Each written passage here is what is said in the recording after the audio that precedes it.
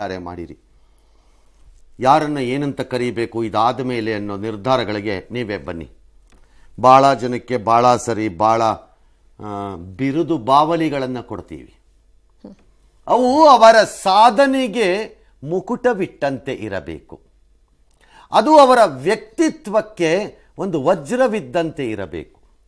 ಅದು ಅವರ ನಡತೆಗೆ ಚಿನ್ನದಂತೆ ಹೊಳೆಯುತ್ತಿರಬೇಕು ಆ ಬಿರುದು ಬಾವಲಿಗಳು.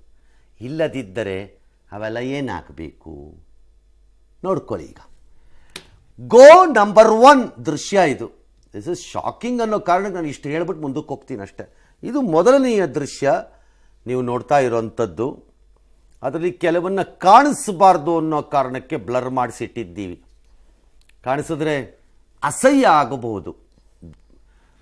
ಅಸಹ್ಯ, ಆಕ್ರೋಶ, ಅಸಹಾಯಕತೆ ಶ್ರೀಸಾಮಾನ್ಯರಲ್ಲಿ ಮೂಡಿಬಿಡ್ಬೋದು.